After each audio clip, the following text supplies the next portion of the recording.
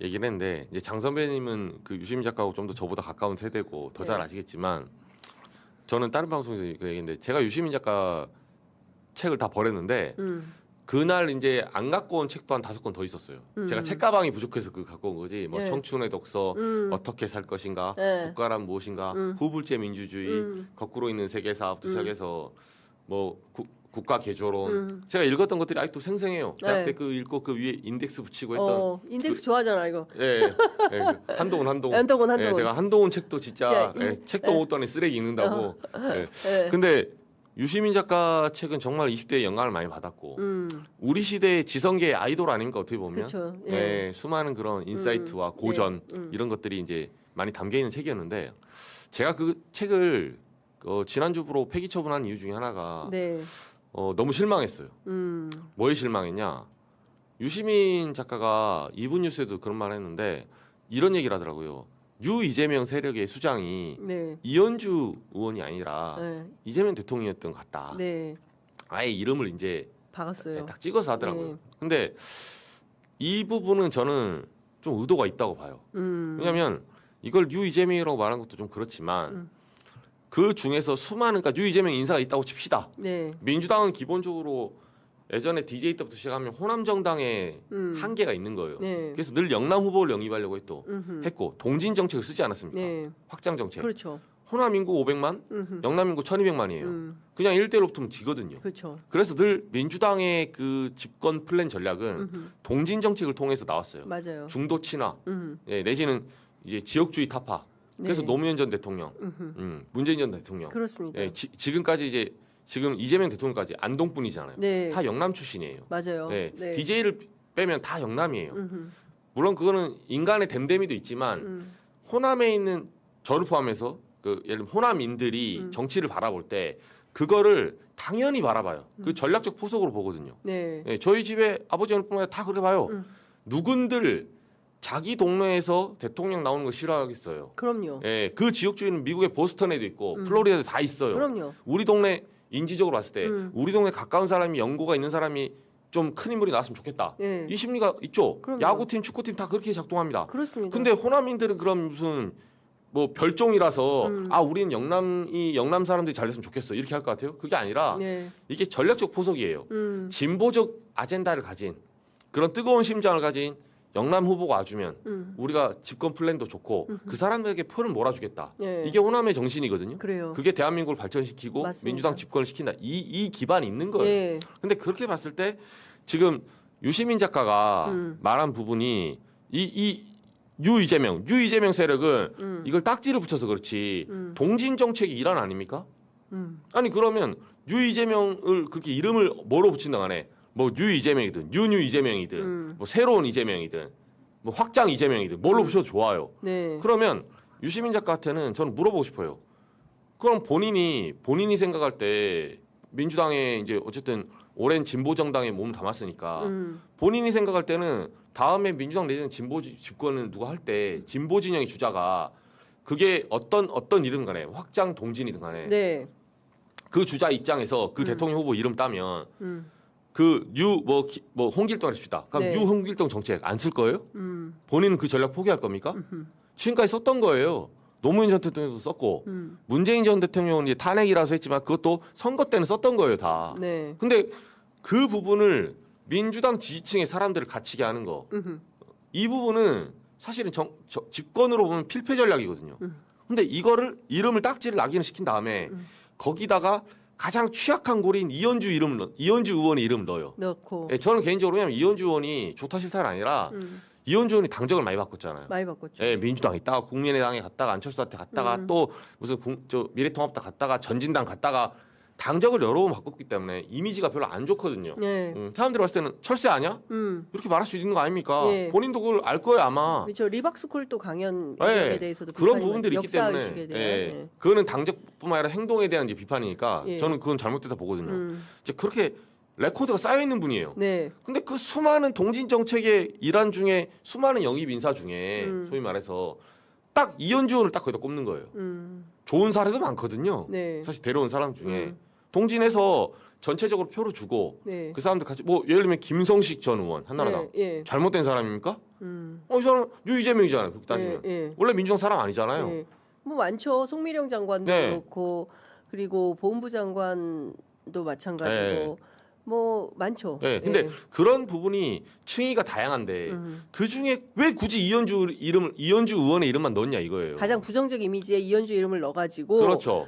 뉴 이재명의 어떤 그 뉴 이재명 현상 자체를 부정적으로 만들었다. 이미지를 그렇게 만들려는 의도가 있다. 의도가 제가 있다. 여기다가 김성식 의원의 이름을 넣었다면 저는 그렇게 안 봤을 거예요. 사람들이 유 이재명 있는데 유 이재명 중에 그러니까 유 이재명을 표현하면 이재명 대통령을 지지하지 않았는데 나중에 이제 대선 과정이라든가 집권 과정에서 이쪽으로 포섭된 사람들이잖아요. 그러면 대표적인 사람이 김성식 의원 전 의원, 박용진 전 의원 아닙니까? 당내에서는 그때 공천 학살 당했으니까. 그렇죠. 비명 행사. 네. 김성식, 박용진 그 이름 넣고 이 사람들이 내가 보니까 유 이재명의 본진이 김성식, 박용진이 아니라 사실은 이재명 대통령이 그 끝단에 있는 것 같다. 이렇게 말하면 되잖아요. 그럼 이 문장을 왜 말 안 했을까요? 이렇게 말하면 솔직히 말해서 기사가 안 돼. 이게 파급이 떨어져요. 사람들이 들었을 때 김성식, 박용진 뭐 어때서? 그 사람들이 포섭된 게 잘못된 거야? 일 잘하고 있는데? 합리적 보수 아니야? 김성식 의원 전 의원 합리적 보수 아니야? 박용진 전 의원 목소리는 진보당 출신에다가 그리고 때로는 이재명 대통령하고 각을 세웠지만 대통령이 비명행사로 그렇게 본인을 그 이후에도 비판하고 각 세웠는데 포용해서 지금 데려가면 모두의 대통령 잘하는 거 아니야? 이 소리가 나올 겁니다. 그래서 그 문장에 너무 많은 함축적인 악의적인 그런 포석이 깔려 있어요. 제가 봤을 때는 그 문장에 아니면 하다못해 뭐 가나다로 김성식, 박용진, 이현주 셋이 다 넣어주든가. 근데 거기서 콕 꼽아가지고 이현주만 넣어요. 이거는 합리적인 평론이 아니다. 그 뭐 썩은 내, 어물전, 비린내, 비린내 뭐 이런 얘기를 한 거예요. 그래서 그 후각이 발달한 본인처럼 뭐 이렇게 예민한 사람이 좀 경고 사이렌을 올려야 된다. 왜냐하면 권력은 절대적으로 100% 부패하기 때문에 그쵸. 그렇다. 근데 실제로 그런 시그널이 있는 거냐? 이제 그런 관점에서 보면 좀 이재명 대통령 억울할 것 같다라는 게 어제 윤호중 행안부 장관 저희 또 청와대 출입 기자들 청기백기 프로그램에 출연해서 대통령이 너무 억울할 것 같다 이런 말씀하신 거거든요. 저는 유시민 작가 사실 친문도 많이 있어요. 권혁기 비서관 같은 경우에는 문재인 정부 청와대에서 춘추관장도 하고 뭐 그랬던 거거든요. 아니 민주당의 주요 인사가 어떻게 그 문재인 정부 사람들을 빼고 구성을 합니까? 그렇죠. 여기 다 겹치는데 그럼요. 의원들도 그렇고 그래서 그때 멸칭 뭐 문조텔레 있었을 때 저도 그 멸칭에 반대했었어요. 그렇게 하는 건 안 된다. 처음에 뭐 밈처럼 돌길래 근데 저는 그 멸칭을 찬성해서 쓴 건 아니었거든요.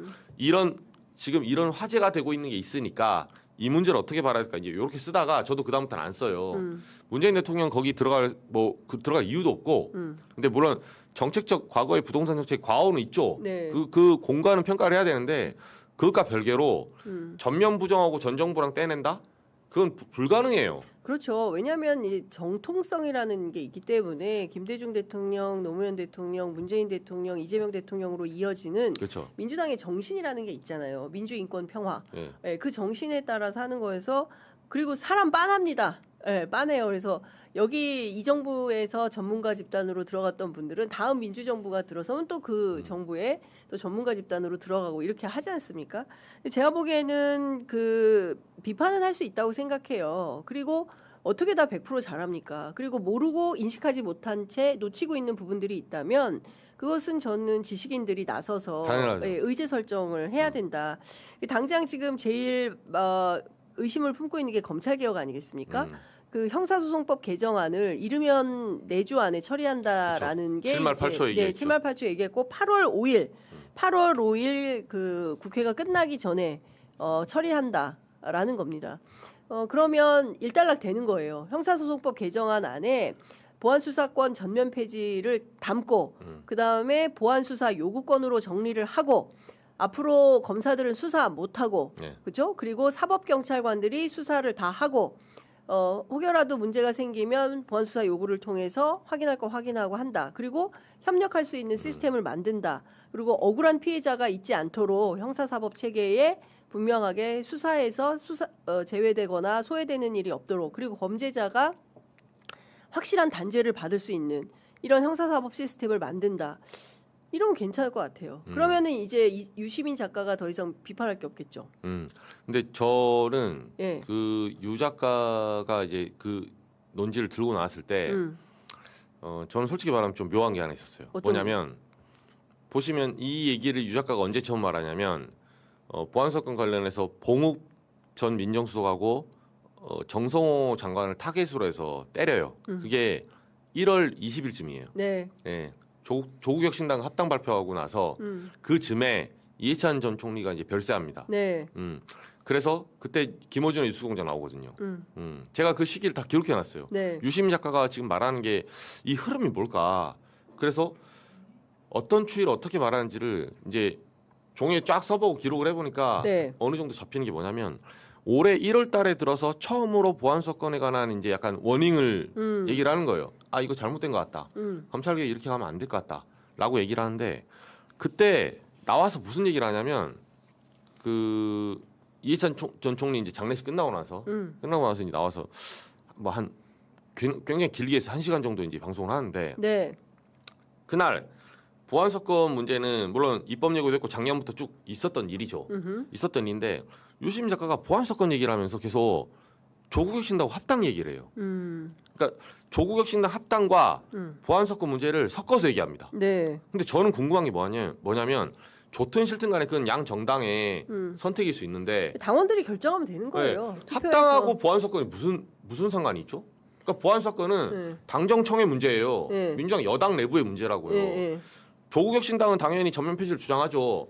근데 각 당의 입장이라는 거는 좋든 싫든 간에 국민의힘도 입장이 있고 조국 혁신당 입장이 있고 개혁신당도 입장이 있고 진보당도 입장이 있어요. 네. 그 여러 가지 야당의 입장이 있다면 그 야당을 다 얘기하든가. 근데 왜 보안 사건 얘기하다가 조국 혁신당 합당을 얘기하죠?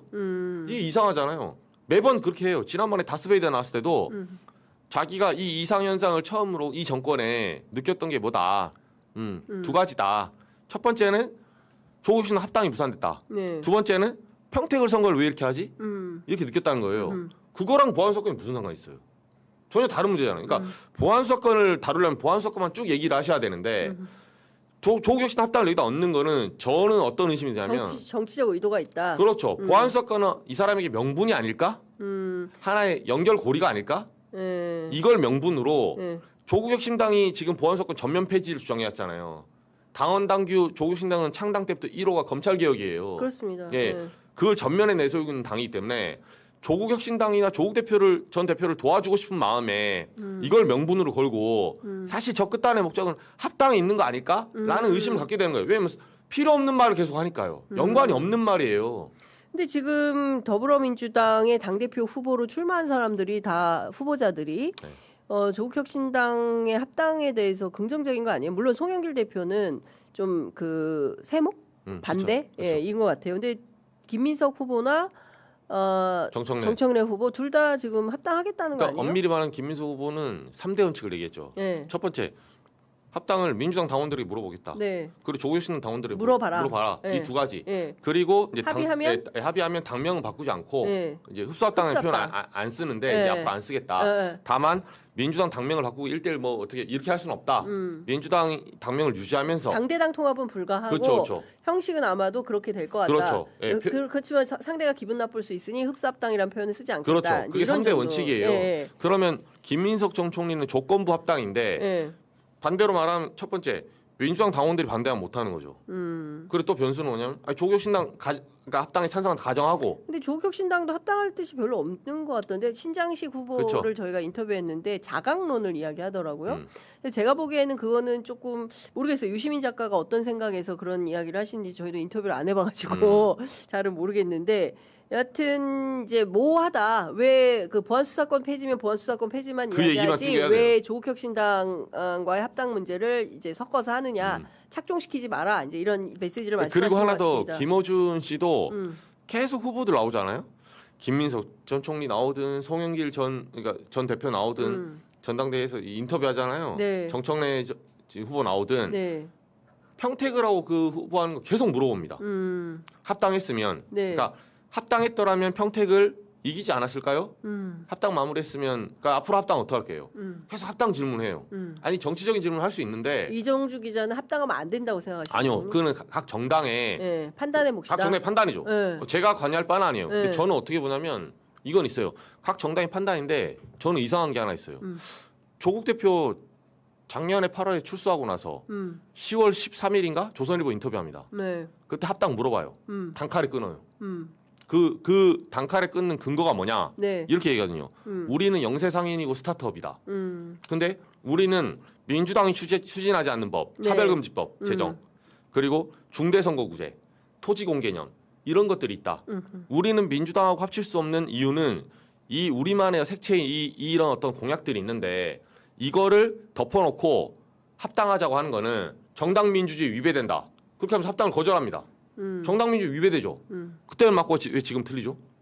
그러니까 제가 보기에는 그 뭐 감옥에서 출소해서 인터뷰를 했다는 거고 그 사이에 이제 여러 가지 뭐 이정주 기자도 취재한 내용 많이 알고 있을 네. 거고 뭐 저도 취재한 내용을 알고 있고 그 사이에 여러 가지 정치적 격변이 있었던 거고 그런 제안이 온 거고 그 제안이 온 것에 대해서 내부 논의를 했는데 정청래 대표는 그렇지 않. 제가 언제 한번 날을 잡아서 네. 이 합당 비사에 대해서 제가 취재한 풀 스토리를 한번 그렇죠. 여러분들께 한 30분 정도 쫙 설명을 해드릴 예정입니다. 왜냐하면 너무나 오해와 억측이 많아요. 그래서 제가 보니까 주인공이 1, 2, 3가 있어요. 근데 그게 누구고 어떻게 된 거고 제가 취재를 하고 있거든요. 그래서 종합해서 한번 말씀드리는데 그래서 이제 말씀드렸죠. 오해 없도록 네. 정리가 필요한 것 같아요. 그러면 네. 저는 나온 것만 말씀드려요. 제 요지는 뭐냐면 네. 10월에는 합당을 거부했단 말이에요. 조선일보에서 물어봐요. 합당에 대한 압력이 있는데 민주당에서 근데 제가 보기에 지금 이제 핵심은 조국혁신당과의 합당 문제는 양당이 서로 지금 전당대회를 하고 있어서 그렇죠. 이 전당대회가 끝나야 될 것 같고 우리 작가님 53분이기 때문에 이제는 오세훈 이야기를 좀 해주십시오. 그렇죠. 네. 제가 1분 마무리하면 네. 몇 초 마무리. 그러니까 그래서 저는 합당에 대한 조국혁신당의 스탠스가 계속 흔들리는 거예요. 그때는 하자고 했다가 지금은 그때는 안 한다고 단칼에 끊었다가 지금 또 변한 거예요. 근데 변할 수도 있는데 아니요, 지금 조국혁신당도 제가 취재해 보면 합당에 대해서 그렇게 적극적이지 않아요. 자강론이라는. 그렇죠, 맞죠. 네. 근데 제가 요거 왜 말씀드리면 평택 때 평택을 선거할 때 뭐가 있었냐면 네. 요거 10초 말씀드리면 네. 광주에서 그 호남에서 배수진 후보 재보궐선 광산에 후보 냈었잖아요. 배수진 후보가 뭐라고 하냐면 선거운동을 동시에 합니다. 평택을도 재선거였고 광주도 이제 보궐선거였잖아요. 동시에 후보가 나오는데 조국 대표는 평택에서 뭐라냐면 내가 당선되면 통합과 연대를 주도하겠다고 해요. 통합은 합당이죠. 연대는 당의 연대를 말한 거고 민주당과의 두 개를 다 포석을 깝니다. 합당을 하겠다는 거예요. 이거는 할 수 있다. 통합을 주도하겠다는 건 합당을 할 수 있다는 거잖아요. 배수진 후보는 뭐냐면 호남의 매기가 되겠대요. 매기는 뭐죠? 견제하는 정당이잖아요. 근데 만약에 둘 다 당선돼서 쳐봐요. 배수진 후보는 만약에 합당하면 탈당해야겠네요. 그러면 매기 역할 한다며요. 그럼 배수진 후보에게 표를 준 사람은 야 민주당이 절대 권력을 절대 부패하니까 호남에서 당신이 매기 역할로 견제해달라고 표 준 사람 아닙니까? 근데 조국 대표가 만약에 합당을 추진하면 배수진 후보는 탈당해야죠. 그 메시지가 엇갈린 거예요. 당내에서 메시지가 당연하죠. 왔다 갔다 한다. 네, 조국혁신당 후보들은 그래서 평택을 선거 때 그 선거 당시만 봐도 내가 보니까 조국혁신당 저격수가 저기 이정주 기자네. 아니 저는 이 모순점을 너무 많이 본 거예요. 메시지가 통일돼야 되잖아요. 네. 대표는 통합과 연대를 열어놨고 네. 후보는 매기 역할하면 아니 근데 지금 민주당도 안 해도 뭐 당대 당 후보라고 뽑아놔서 당선되니까 탈당해가지고 의장 되고 이런 사람들이 많잖아요. 그러니까 이거는 개별 정치인들과 관련해서는 그렇죠. 논의할 게 너무나 네. 많고 이거를 이게 단선적으로 얘기하기는 어렵다. 그래서 여러 가지 스토리들이 있다. 조국혁신당 내부의 의견 먼저 통합을 시켜야 된다 이 소리예요. 그렇게 엇박자를 내면서 네. 다른 당에다가 뭐 민주당이 먼저 우리한테 제안했는데 뭐 혼란 있잖아요. 이렇게 하기 전에 조국혁신당의 메시지 먼저 통일을 시키고 와야 돼요. 그게 뭐든 간에 합당을 하든 안 하든. 예. 아니 근데 그거는 제가 보기에 제가 무슨 뭐 네. 조국혁신당 네. 대변인 최근에 하도 욕을 많이 먹고 이제 네. 자기가 자꾸 그런 얘기를 하니까 또 왜냐하면은 그게 일방의 주장이 나가면 안 되기 때문에 제가 정리를 좀 하면 어쨌든 지금 양당이 전당대회를 하고 있다는 것, 그리고 합당에 대해서는 서로 다른 의견들이 각자 다 있다는 것, 그리고 이게 조율된 형태로 나와서 뭐 당대당 통합을 하든 뭐 흡수합당을 하든 어떤 형태든 그것은 정치 협상 과정에서 정치인들이 결정하는 건데 지금은 아직 그것이 확정되지 않았다라는 것. 그다음에 여기는 합당에 대해서 이런 의견들이 있는 것이고 조국혁신당의 뭐 단독 후보인 것 같아요. 신장식 후보 같은 경우에는 자강이 먼저다라는 입장인 것. 그래서 지금은 뭐 각자가 이제 그 자기들끼리 그 뛰고 있기 때문에 그 논의가 나중에 종합이 되면 그때는 이야기할 수 있는데 지금에서 과거의 선거 때를 가지고 이러저러한 것을 이야기하는 것은 조금 부적합하다라는 생각이 좀 듭니다. 왜냐하면 유시민 작가 그 얘기를 했기 때문에 58분이야. 우리 네. 오세훈 얘기해야 돼. 유시민 작가가 외부 확장을 하면서 왜 조국당하고 합당은 못하냐 서운하다 이런 식으로 말을 했기 때문에 제가 말씀드린 거예요. 그 못한 거는 민주당 때문이 아니란 거예요. 왜 내 안에 이런 진보도 못 품냐 이 얘기를 한 건데 못 푸는 게 아니라 노선이 조국혁신당 자체가 매기하겠다고 했다가 통합하겠다 했다가 갈팡질팡하면 그 탓을 조국혁신당에 먼저 물어봐야지. 네. 왜 품지 못했냐고 민주당 탓을 하면 이건 일방적인 주장이죠. 그러니까 유시민 작가의 멘트에 대해서 말한 거예요. 유시민 작가의 그런 주장에 대해서 옳지 못하다라는 네. 이거는 것이 분명히 모순이 있는 주장입니다. 우리 정치평론하는 네. 우리 이정주 기자의 판단이다. 저는 팩트를 가지고 말하는 거예요. 정확하게. 알겠습니다. 네. 자, 지금 58분 지나고 있어서요. 오세훈 시장 이야기를 좀 해봐야 될 것 같은데 어제 재판에서 여론조사 대납 1심에서 벌금 1,000만 원이 선고가 됐습니다. 3심 그러니까 대법원에서 확정 판결이 나오면 시장직을 상실하게 되는 것이고 633 원칙에 따라서 오세훈 시장은 아마도 내년 1월에 결판이 나게 될 것 같은데 국민의힘 내부에서는 상당히 어렵게 됐습니다. 왜냐하면 국민의힘 내부의 유력한 대선 후보 중에 한 사람이었기 때문에 총력전을 해야 된다라는 이야기도 나오는 것 같습니다. 뒤집을 수 있겠습니까? 어떻게 보세요? 항소심에서 뒤집을 수 있겠습니까? 무죄 받을 수 있을까요? 지금 이제 벌금 1,000만 원 나왔잖아요. 네. 이게 이제 사실은 상실형이죠. 네. 여기서 지금 오세훈 시장은 아마 지금 내부에서는 조금 많은 이제 혼란이 있을 건데 제가 어제 국민의힘에 요 딱 나오자마자 전화 돌려보니까 네. 안철수 의원이 바로 뛰고 있습니다. 안철수 의원이 서울시장 출마하려고? 나는 기다렸다. 아. 그래서 이제 안철수 의원 쪽은 직접은 당연히 네. 본인들 아니라고 하지만 네. 안철수 의원이 움직이고 있다는 거를 국민의힘 사람들이 포착했어요. 지금. 네. 그래서 요거는 안철수 의원이 뛰고 있다는 거는 날아갈 게 기정사실화 되니까 네. 준비를 하고 있다. 아이고. 이렇게 느껴져요. 알겠습니다. 네. 자, 우리가 오늘 그 이정주 기자님하고의 시간이 9시가 넘어버려가지고 그 여기 녹화 시간 때문에 저희가 땡겨서 8시에 녹화를 하고 있는데요. 시간이 다 돼서 이제는 마무리를 해야 될 것 같습니다. 이거 오늘 말씀 여기까지. 죄송합니다. 윤리 얘기했었는데. 근데 시간이 지나서 이제 네. 우리는 아침 방송을 지금 김용국 그렇죠. 저기 네. 부원장이 와 계시기 때문에 바로 들어가야 될 것 같습니다. 알겠습니다. 오늘 말씀 여기까지 듣겠습니다. 고맙습니다. 고맙습니다.